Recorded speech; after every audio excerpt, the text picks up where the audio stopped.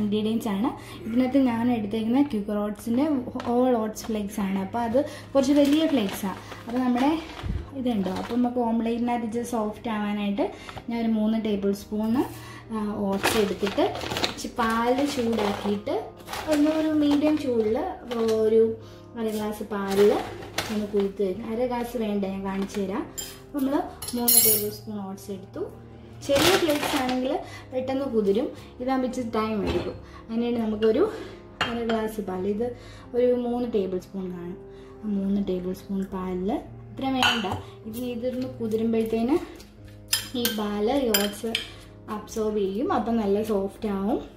അപ്പോൾ ആ പാലിൽ നമ്മൾ ഈ ഓട്സ് ഒന്ന് ഒരു 10 മിനിറ്റ് വേണം മാക്സിമം ഇതൊന്ന് സോഫ്റ്റ് ആവാനായിട്ട്. നമുക്കിതൊന്ന് അടച്ച് വയ്ക്കാം.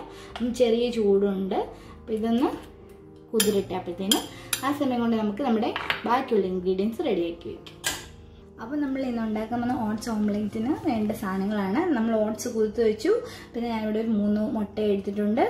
ഒരു എരിയുള്ള പച്ചമുളക് ആയതുകൊണ്ട് ഞാനിവിടെ 1 എടുത്തിട്ടുള്ളൂ. പിന്നെ ഒരു ചെറിയ സവോള പൊടിയായിട്ട് അരിഞ്ഞത് വേണം. ഒരു പകുതി ക്യാരറ്റ് ഗ്രേറ്റ് ചെയ്ത്, നമ്മളൊരു ചെറിയ ഗ്രേറ്റർ ഉപയോഗിച്ചിട്ടൊന്ന് ഗ്രേറ്റ് ചെയ്തെടുക്കണം. ചെറിയ കഷ്ണങ്ങളാക്കി. ഒരു ചെറിയ ടൊമാറ്റോ എടുക്കണം. പിന്നെ ടേസ്റ്റിന് മല്ലിയില ചേർക്കണം. ഉപ്പ്, കുരുമുളക് പൊടി, ഇത്ര മതി നമ്മുടെ ഓട്സ് ഓംലേറ്റിന്. നല്ല ഹെൽത്തിയാണ്. ഇപ്പം ജങ്ക് ഫുഡ്സ് ഒന്നും കഴിക്കാതെ വീട്ടിൽ ഇരിക്കുകയല്ലേ, അപ്പം നമ്മൾ ഹെൽത്തി ആയിട്ടുള്ള ഫുഡൊക്കെ കഴിച്ച് നമ്മുടെ ഇമ്മ്യൂണിറ്റിയൊക്കെ ബൂസ്റ്റ് ചെയ്യണം. അപ്പോൾ നമുക്കിതൊന്ന് ട്രൈ ചെയ്ത് നോക്കാം. അപ്പോൾ നമുക്കൊരു 3 മുട്ട പൊട്ടിച്ചൊരു പാത്രത്തിലേക്ക് ഒഴിക്കാം. ബാക്കി ഇനി ക്യാരറ്റ് ഗ്രേറ്റ് ചെയ്തെടുക്കുക. ഇതുപോലെ ഒരു ചെറിയ ഗ്രേറ്റർ ഉണ്ടെങ്കിൽ വളരെ ഈസിലി ഗ്രേറ്റ് ചെയ്തെടുക്കാനുള്ളൂ.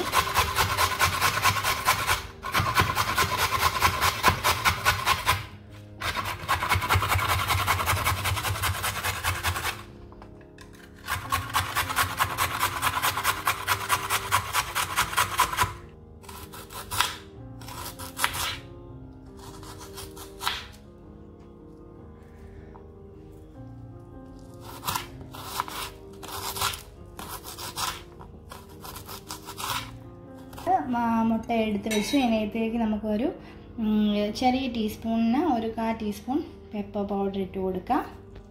നമ്മൾ പച്ചമുളക് ഇടുന്നുണ്ട്. ഇനി നമുക്ക് മുട്ടയ്ക്ക് ആവശ്യമായിട്ടുള്ള ഉപ്പ് ചേർത്ത് കൊടുക്കാം. ഇനി ടേസ്റ്റിനനുസരിച്ച് ഉപ്പിട്ട് കൊടുക്കുക. നമ്മളിപ്പം ക്യാരറ്റും ഒക്കെ ഇടുന്നുണ്ട്, അപ്പോൾ ഉപ്പ് അതിനനുസരിച്ച് അഡ്ജസ്റ്റ് ചെയ്തിടുക. ഇതൊന്ന് ചെറുതായിട്ട് ബീറ്റ് ചെയ്യാം.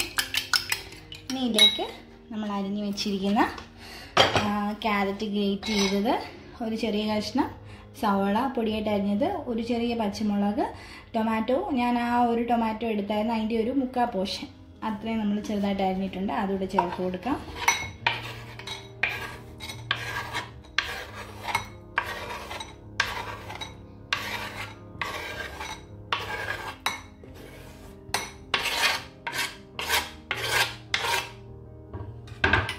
എടുത്തു. ഇനി ഇതിനകത്തേക്ക് മല്ലിയില, ചിപ്പൊടിയായിട്ട് അരിഞ്ഞ മല്ലിയില ഇട്ട് കൊടുക്കാം. മല്ലിയില ഇട്ടു. അപ്പോൾ ഇനി നന്നായിട്ടൊന്ന് ബീറ്റ് ചെയ്തെടുക്കാം.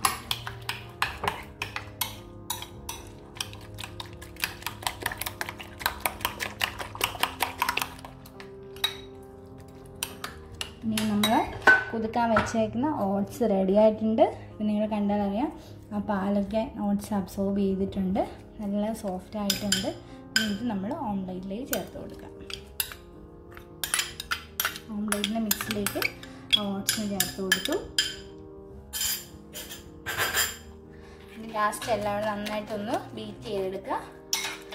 നിങ്ങളുടെ കയ്യിൽ വിസ്ക് ഉണ്ടെങ്കിൽ അതായിരിക്കും ഏറ്റവും നല്ലത്. നല്ല അപ്രോപ്രിയേറ്റ് ആയിട്ട് അത് ഇതായിക്കോളും. ഉപ്പൊന്ന് ടേസ്റ്റ് ചെയ്ത് നോക്കണം. കാരണം നമ്മളിപ്പോൾ ബാക്കി ഇൻഗ്രീഡിയൻസുകൾ ആഡ് ചെയ്തുകൊണ്ട് ഉപ്പ് നന്നായിട്ടൊന്ന് നോക്കുക. കുറവാണെങ്കിൽ ചേർത്ത് കൊടുക്കാം.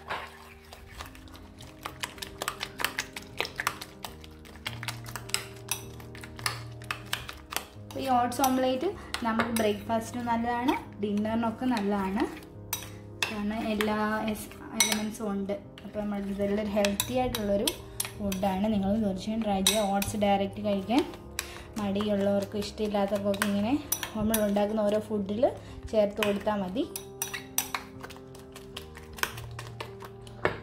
അങ്ങനെ മിക്സ് റെഡിയായി. ഉപ്പൊക്കെ ഒന്ന് ടേസ്റ്റ് ചെയ്ത് നോക്കട്ടെ. ഇനി നമുക്ക് ഒരു പാൻ ഒഴിച്ച് ഒലീവ് ഓയിൽ ഉണ്ടെങ്കിൽ അതായിരിക്കും ഏറ്റവും ബെസ്റ്റ്, ഇല്ലെങ്കിൽ സൺഫ്ലവർ ഓയിൽ ആയാലും മതി.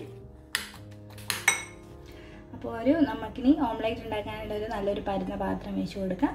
അതിലേക്ക് ഓയിൽ ഒഴിച്ച് കൊടുക്കാം. ഒലീവ് ഓയിൽ ഉണ്ടെങ്കിൽ ഒലീവ് ഓയിൽ ഒഴിച്ച് കൊടുക്കണം, ഇച്ചിരി നല്ലതായിരിക്കും. ഇപ്പോൾ ഇല്ലയെന്നുണ്ടെങ്കിൽ സൺഫ്ലവർ ഓയിൽ ആയാലും മതി. ഓയിൽ കൂടുതലാന്ന് തോന്നുവാണെങ്കിൽ നിങ്ങൾ ഇച്ചിരി മാറ്റിയാൽ മതി, കുഴപ്പമില്ല. നമ്മുടെ ആ എല്ലാം വേഗണമല്ലോ. അതിന് ഓയിൽ ഒഴിച്ച് കൊടുത്തു. ഒരു 2 ടേബിൾ സ്പൂൺ ഓയിൽ ഒഴിച്ച് കൊടുത്തു. ഇനി ഓയിലൊന്ന് ചൂടാകുമ്പോഴത്തേന് നമ്മുടെ ഓംലെറ്റിൻ്റെ മിക്സ് ഇതിലേക്ക് പരത്തി കൊടുക്കാം. ഇനി നമുക്ക് ഓംലെറ്റിൻ്റെ മിക്സ് ഒഴിച്ച് കൊടുക്കാം. ഈക്വലായിട്ട് ഇതിൽ പരത്തി കൊടുക്കണം.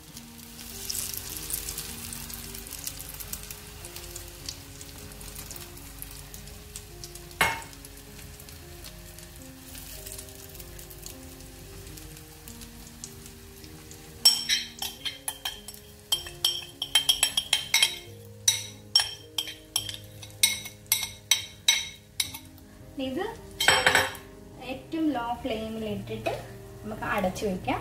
ഒരു 5 മിനിറ്റ് നമുക്ക് അടച്ചു വെച്ച് വേവിക്കണം. നന്നായിട്ട് കുക്കാവണം. ക്യാരറ്റും ടൊമാറ്റോ ഒക്കെ നല്ല ഫൈനായിട്ട് അരിഞ്ഞുകൊണ്ട് പെട്ടെന്ന് കുക്കാവും. അപ്പം ഇച്ചിരി നല്ലൊരു കട്ടിയുള്ള അപ്പം പോലെ ഇരിക്കും. അപ്പം നമുക്കൊരു ലോ ഫ്ലെയിമിലാക്കി ഒന്ന് അടച്ചു വെച്ച് വേവിക്കാം. അപ്പം ഇനി നമുക്ക് ഒന്ന് തിരിച്ചിടാം.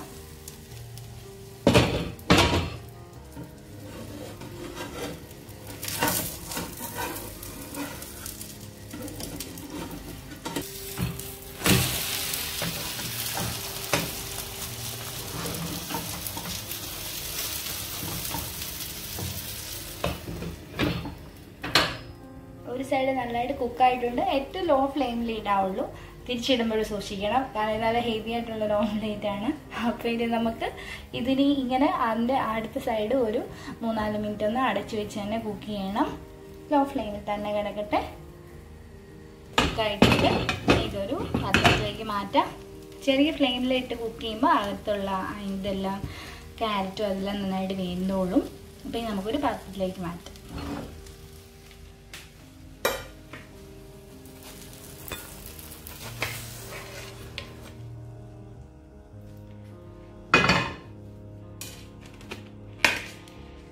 നല്ലൊരു തിക്കായിട്ടുള്ളൊരു ഓംലെറ്റ് ആണ്. ഇതൊരു 4 പീസസ് ആയിട്ട് മുറിച്ചിട്ട് സെർവ് ചെയ്യാം. ഇങ്ങനെ ഡയറക്റ്റ്ലി കഴിക്കാം, അല്ലെങ്കിൽ ഒരു 4 പീസസ് ആയിട്ട് മുറിച്ച് ബ്രെഡിനകത്ത് വെച്ചിട്ട് ബ്രെഡിൻ്റെ കൂടെയും കഴിക്കാം. അപ്പോൾ ഇച്ചിരി നല്ലൊരു ഹെവി ആയിക്കോളും. ഇതിൻ്റെ കൂടെ നല്ലൊരു 1 ഗ്ലാസ് പാലും കൂടെ കുടിച്ചാൽ രാവിലത്തെ ബ്രേക്ക്ഫാസ്റ്റ് സൂപ്പറായിരിക്കും. ഈവൻ നിങ്ങൾക്ക് ഡിന്നറിനാണേലും കഴിക്കാവുന്നേ.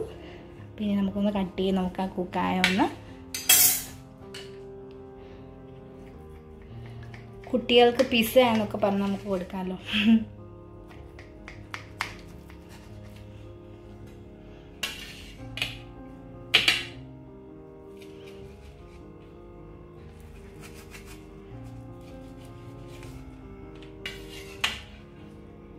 പിന്നെ നല്ല അകമെല്ലാം നല്ല കുക്കായി നല്ല റെഡി ആയിട്ടുണ്ട്.